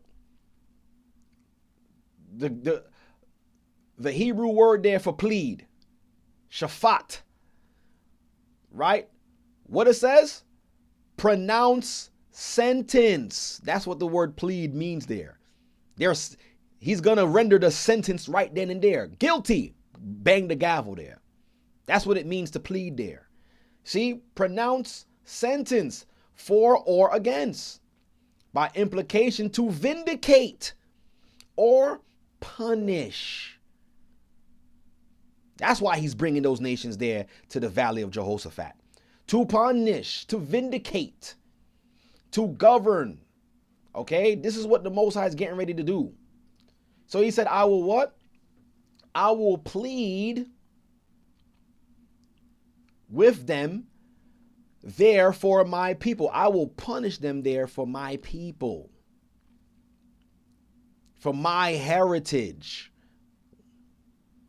Israel, whom they have scattered among the nations. The water higher show higher for the super chat. Look. And they parted my land, and they have cast lots for my people. We were sold. They cast lots for our people, for his people. We are the Most High's people. We were nothing but human commodity. This is the reason why they could leave our people over there, 68,000 people, 62,000 people still without power. We're dispendable. And they have cast lot for my people, and have given a boy for an harlot, and sold a girl for wine, that they might drink. That's what they did with our people, our young ones. They sold us for wine and strong drink. Our lives to them was not greater than wine and strong drink. These are the people that we're dealing with. These are the people that we put, well, not we, but that's in office, that's governing our people.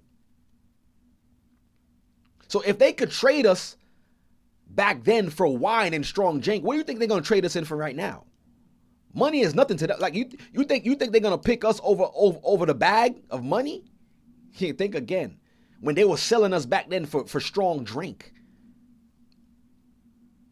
These people don't have no moral fiber in them. They don't even have no humanity in them. There's not, it's not there. These people are not human.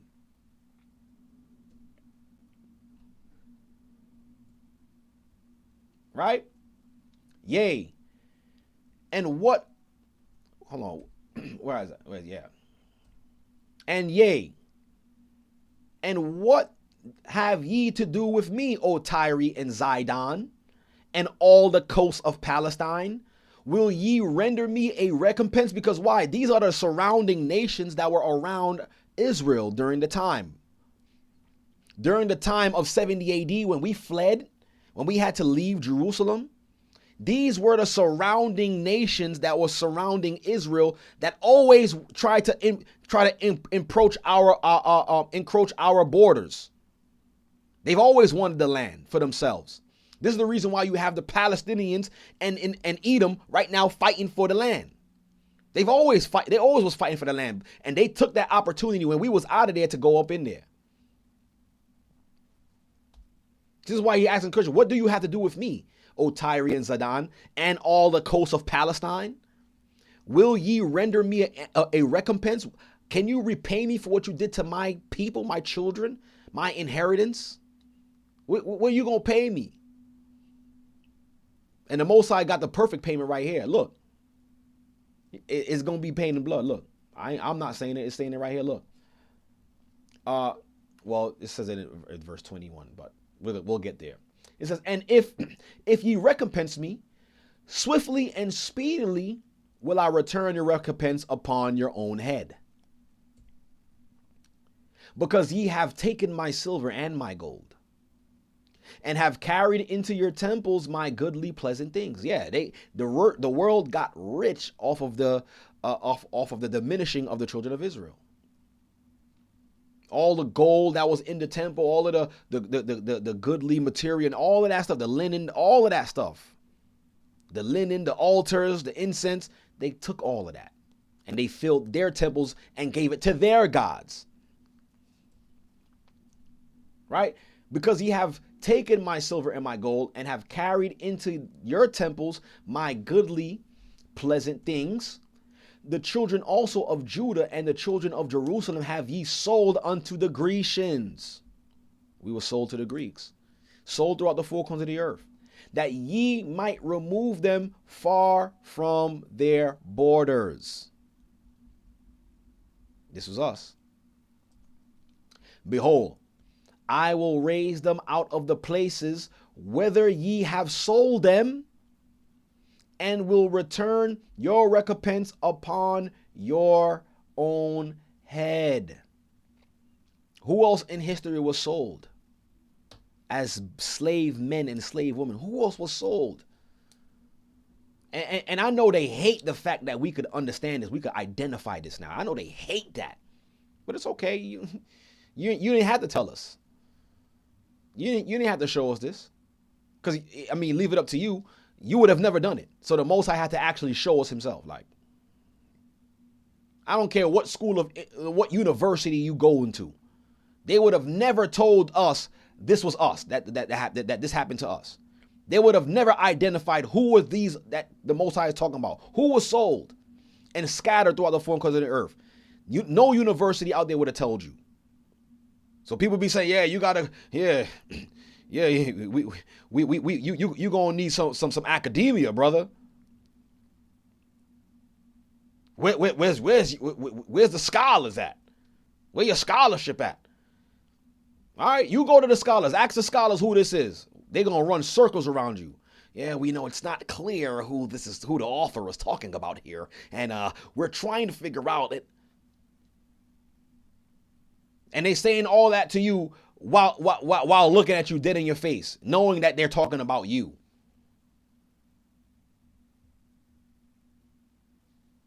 It's not clear who the author was referring to here. Okay, so through further research, we found what? Behold, I will raise them out of the place whither ye have sold them, and will return your recompense upon your own head. That's what's going to happen. And I will sell your sons and your daughters into the hands of the children of Judah. And they shall sell them to the Sabians, to a people far off, for the Lord hath spoken it. Proclaim ye this among the Gentiles. Prepare what? Prepare war. Wake up the mighty men. Let all the men of war draw near. Let them come up. Beat your plowshares into swords. Yeah, make more weapons. You see, yeah, and y'all heard me bring it out. Their defense budget is 1.5 trillion right now. Bring all the weapons you need. Listen, use all of the money to make your weapons. That's what the Most High is saying. Beat your plowshares into swords and your pruning hooks into spears. Let the weak say, I am strong. Yeah, because why? In the book of Obadiah, the Most High said, I've made Edom the smallest amongst the nation. But what makes them so fierce? Their ingenuity in warfare and weaponry. That's what makes them fierce. But they're smallest amongst the nation. He said, I made you smallest amongst the heathen. Let the weak say, I am strong. Yeah. I don't care. Most High don't care about your defense budget. He don't care about it. Assemble yourselves and come. Let all ye heathen and gather yourselves together round about thither. Cause thy mighty ones to come near, O Lord. Let the heathen be weakened and come up to the valley of Jehoshaphat.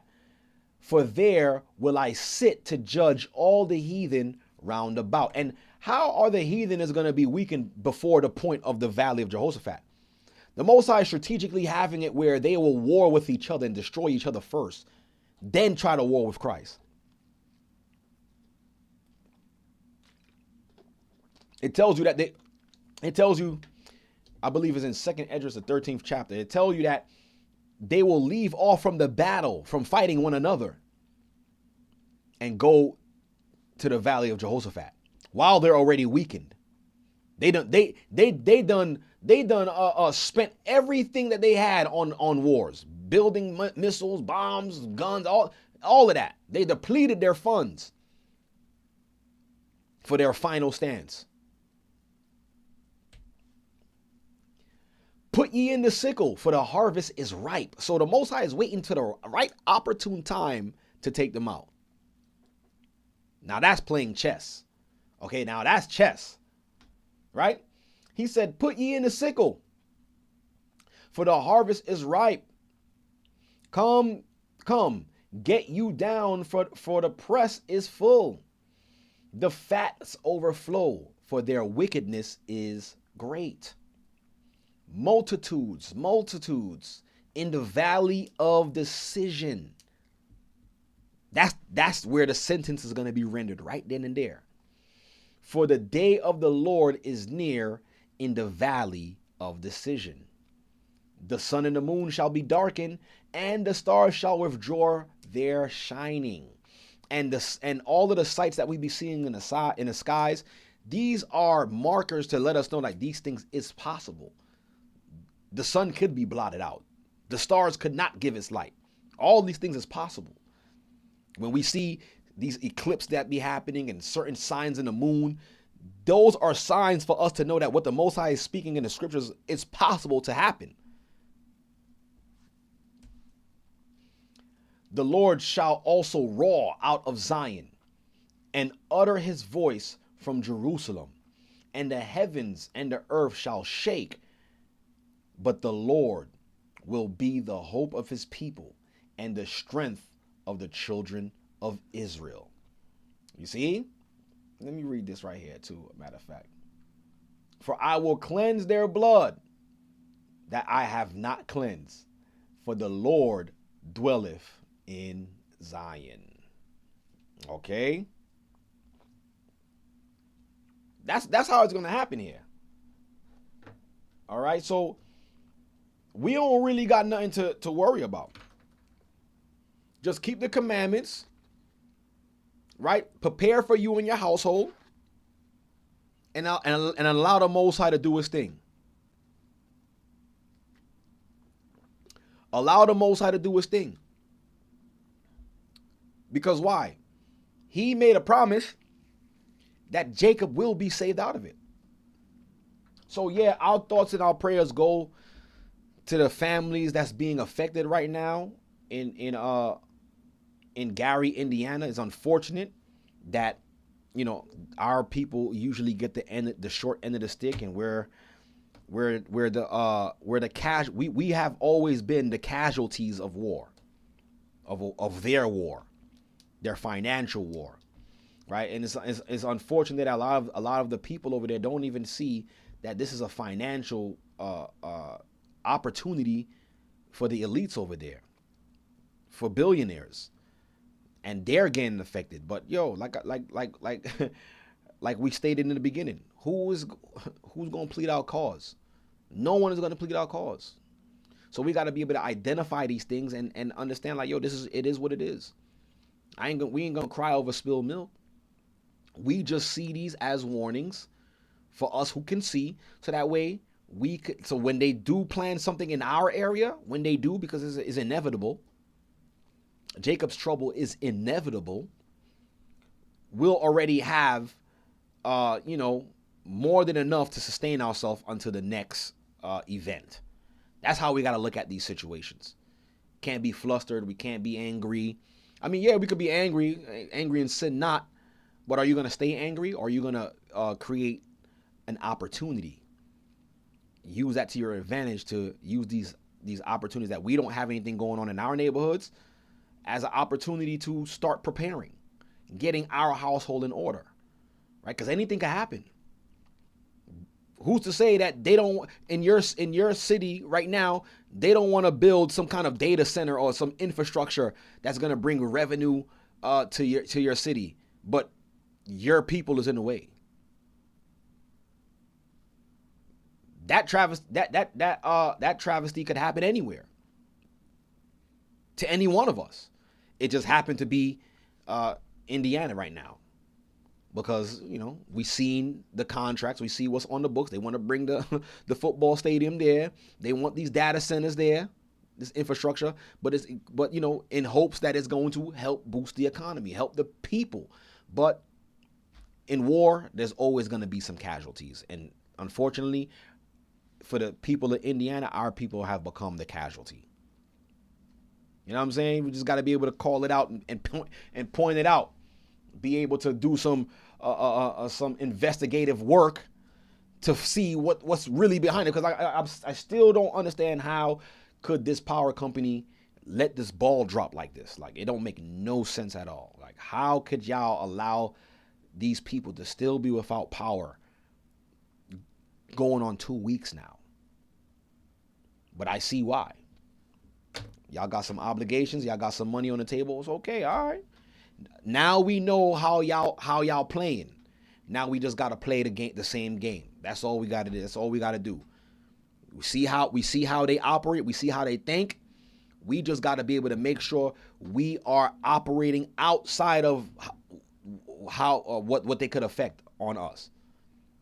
You want to cut off the power? All right, let's get generators. Let's make sure we have enough. Make sure we have gas. Make sure we have this until the Most High, move us to a next place. That's how we gotta think. Can't be upset. We just gotta counter what these people is doing, right? But yeah, man, no one to plead our cause, but we know who's gonna plead our cause at the end, and his name is Lawya.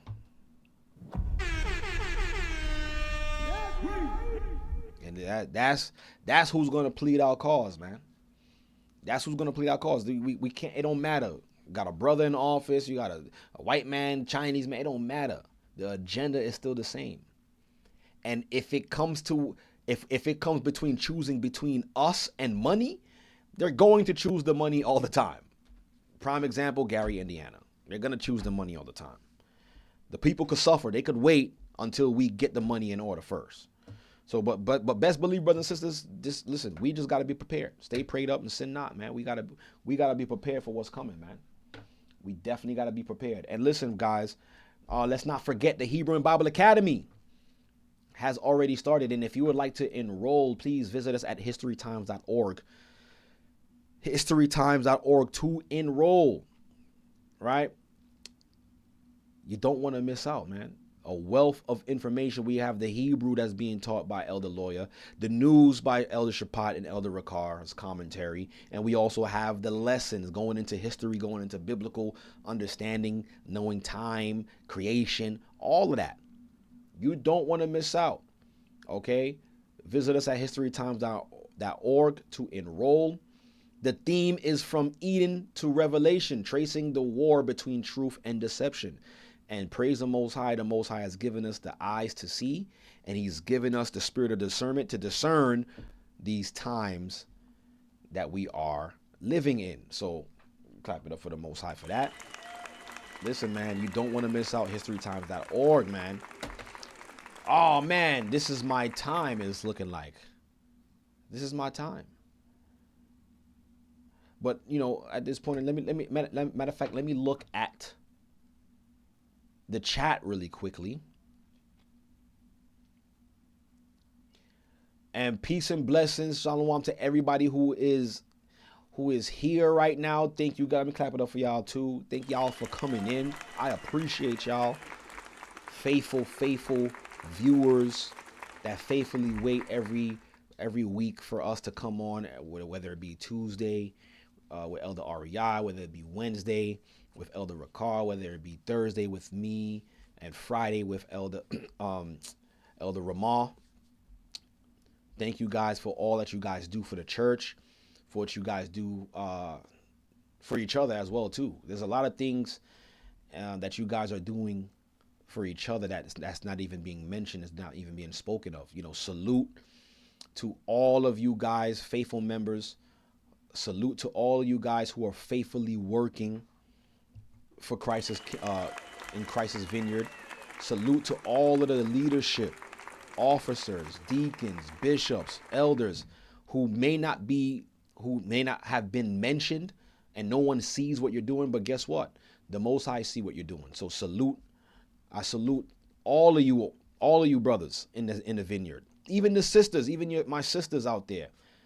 All of the sisters who's working in Christ's vineyard, who's supporting their husbands who are in ministry. Salute to you guys. The children who are being obedient to the parents, salute to you guys, right? You guys don't get enough recognition, but we see, the Most High see you, and keep doing it. Even though nobody sees, no one is giving you any recognition, keep doing it, because why? It's for the glory of the Most High. And when the Most High sees fit, he will reveal and he will exalt. So that's my, I just felt the need to say that. But I really want to commend all of the brothers who's laboring in Christ's vineyard throughout the four corners, who nobody sees that you're laboring, but the Most High could see it. Most High see what you're doing for his vineyard and for his people. So, I salute you all for that. I salute all the elders, everybody. All right. But with that being said, y'all already know what time it is.